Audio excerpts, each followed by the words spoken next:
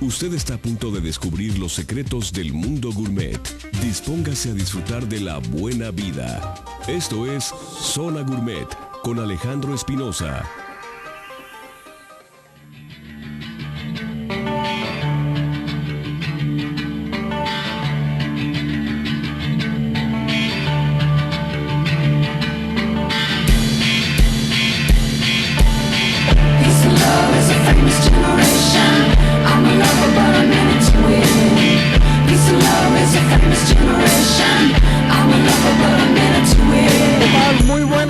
Bienvenidos a su programa Zona Gourmet. Yo soy el somechef Alejandro Espinosa y el día de hoy, como todos los sábados, estamos transmitiendo totalmente en vivo desde aquí del edificio de Promomedios Radio, ya 25 de abril. Y bueno, como ya lo escucharon anteriormente, el día de hoy vamos a hablar de una cocina muy suculenta para mí. Lo hemos hablado en varios programas con diferentes chefs y con diferentes especialistas de la materia y coincidimos en lo mismo. Tenemos que rescatar lo nuestro, lo de nuestros antepasados, y tenemos que estar muy orgullosos de nuestra cocina, y para eso tenemos a un especialista amante del buen vivir, más que de todo, y también del buen comer, aunque se vea en la pantalla muy delgadito, pero es bueno para comer. Aquí está con nosotros el buen amigo Elías González. Elías, bienvenido. Alejandro, muchísimas gracias a ti, a todos los radioescuchas. Gracias y muy buenas tardes. Oye, Elías, hoy tenemos un tema que es la cocina prehispánica. Esta cocina que, aparte de escucharla hoy muy en día, gracias a Dios, en las manos de cocineros, colegas, en muchos lugares, es una materia que tiene mucho estudio, mucha historia, y hay que meternos a estudiar bastante bien para saber el origen de los productos. Y bueno, ya con esto después vamos sacando temas, como decíamos, ¿no? Ingredientes como el cacao, y por citar a uno dentro de muchos que hoy por hoy son referentes mundiales en la gastronomía. Así es. Fíjate que el México prehispánico tenía muy definida su comida en regiones. En el centro del país se comía bastantes aves, pescado, el ahuehuetl, que es, haz de cuenta, un caviar, pero esto era producto de los huevecillos que depositaban las moscas en las superficies del lago de Texcoco, por ejemplo. Entonces parecía un panecillo, ya que lo colectaban y así lo ponían a las brasas con un poco de pasote, ¿verdad? Entonces el centro del país eran muchas aves, muchos peces y un platillo que era exclusivamente para ceremonias y al cual tenían acceso únicamente los sacerdotes y los principales, que es el pozolli. En náhuatl, pozolli, espumoso. En castellano, en español, pozole. En el occidente de México prehispánico, en esta región de nosotros, prevalece un platillo ancestralísimo, la cuachala, que sobrevive sobre todo en el sur de Jalisco, concretamente más en Tuxpan que en todos los municipios circunvecinos. En el noroeste se comía el guajolote, lo que los españoles cuando llegaron le decían el gallo de pechera, le decían el gallo de moco, el gallo de, en fin, comían muchas aves, venados, y en el noreste de México se comía sobre todo aves, jabalíes y algo de pesca de la costa del Golfo de México. Acá en el sureste prevalece el achiote, allá en el sureste, concretamente en la península, ¿sí? Y acá el pozole se hacía exclusivamente para los sacerdotes y para los principales. Es más, se hacía con carne humana de las víctimas que sacrificaban en honor de los dioses. Entonces, esto era, imagínate el shock que tuvieron los europeos cuando llegaron y se dieron cuenta de lo que se hacía. Los evangelizadores los convencieron de que el ingrediente se hiciera, prevaleciera el grano de maíz, ¿sí? Que era el cacahuacintle, o sea, el grano más blanco que hay. Y este grano lo utilizaban en alusión a la cosmovisión que tenían de Quetzalcóatl, aquel hombre blanco, barbado, que luego se le hizo blanco la barba y el cabello. Sin duda, pues ansiedad de Quetzalcóatl. Y reitero, únicamente se hacía con carne humana y para los principales y para los sacerdotes. Cambiaron las formas, se le agregó carne de cerdo y dejó de ser el platillo de privilegio.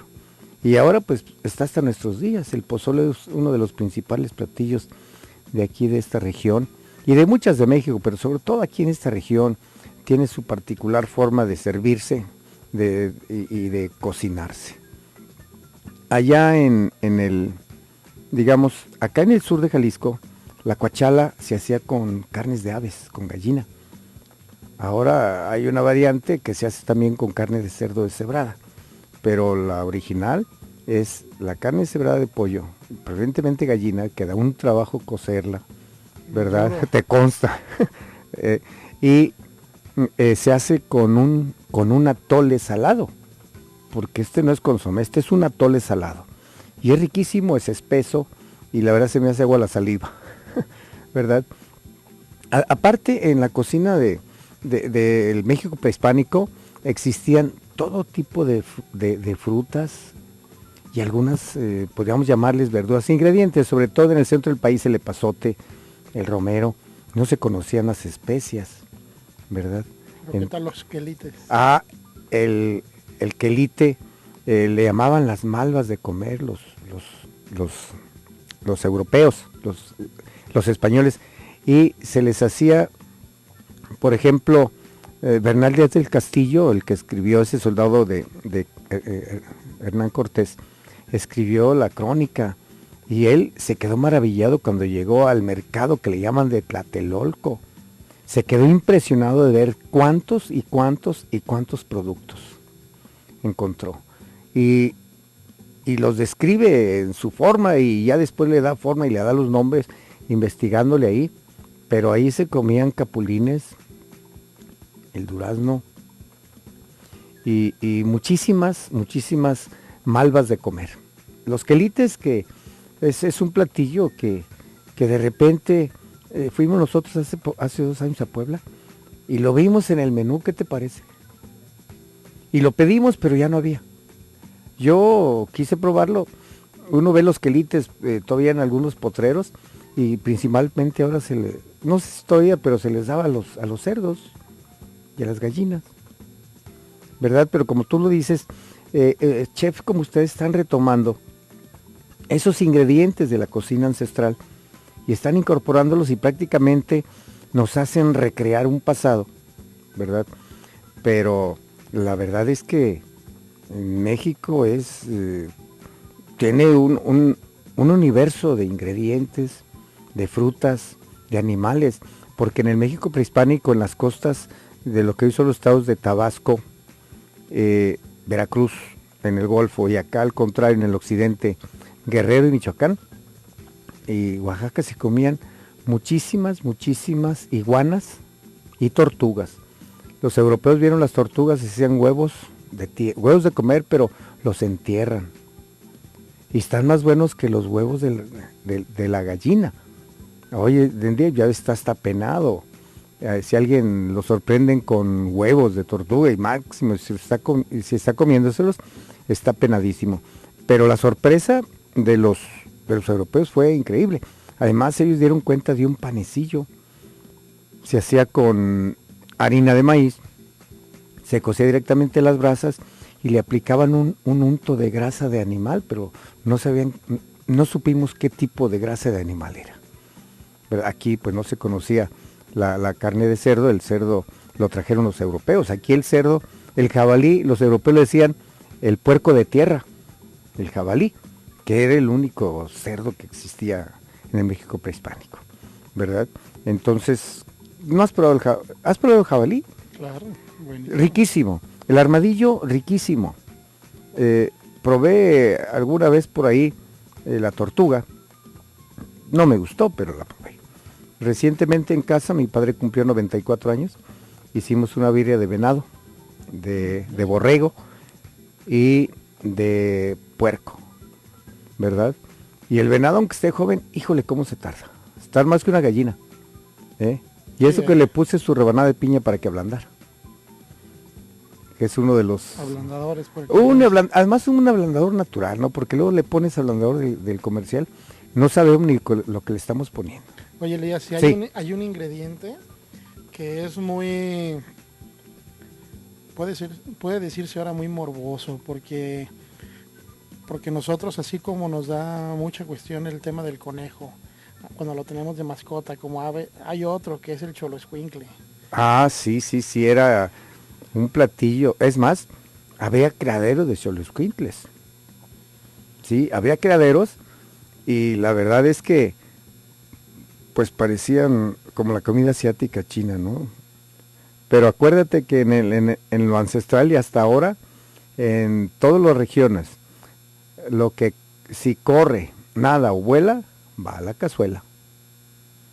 Sí, Y en esas condiciones, variadísima, hasta la fecha, ya ves hasta dónde ha trascendido la cocina mexicana, que se hibridó, pues se hizo mestiza también la cocina, ¿verdad? Aquí la harina de trigo se utilizó hasta que llegaron los europeos, entonces se hizo una hibridación de la cocina y por ejemplo, algo que prevalece hasta nuestros días, pues es la capirotada dulce, que su origen es el siglo XVI, allá en Roma, y se hacía salada, se hacía con rodajas de pan, se le ponía vinagre, se le ponía especias, se le ponía carne de cerdo, y otra capa, y otra capa, y otra capa, y así fue difundiéndose, fue transformándose, y a nosotros lo que era todavía en el siglo XVIII se hacía la capirotada como la conocemos, la tradicional, que se hacía con las sobras del pan francés de las casas, ¿sí? Porque era una copia del budín español que hacían para la Cuaresma y lo repartían una vez que terminaba el ayuno junto con una taza de chocolate. Además, allá en el sureste, pues esa maravilla de tesoro natural que es el cacao, que maravilló no nada más a los españoles, mantiene maravilloso al mundo y hasta ahorita. Que México perdió su calidad de productor mundial de chocolate, bueno, es otra cosa, pero aquí está la vainilla del sureste, ¿qué te parece? Oye, De las mejores vainillas del mundo. Nos tenemos que ir a nuestro primer corte Claro. comercial. Quiero recordarles que los teléfonos en cabina son 3122-4200, 3122-4266, nuestro Twitter @Zona 3 Noticias, y nos puede mandar un mensaje a nuestro Facebook, que es Zona Gourmet 91.5 de FM. Antes de irnos a un corte, mando saludos a Joaquín Jauregui y bueno, a todo mi equipo de cocina que le están dando duro para los eventos. Nos vamos a un corte, regresamos. Visita nuestra página www.zona3.mx. Sigue nuestra programación en vivo y el paso a paso de la vialidad. Zona 3, 91.5 FM.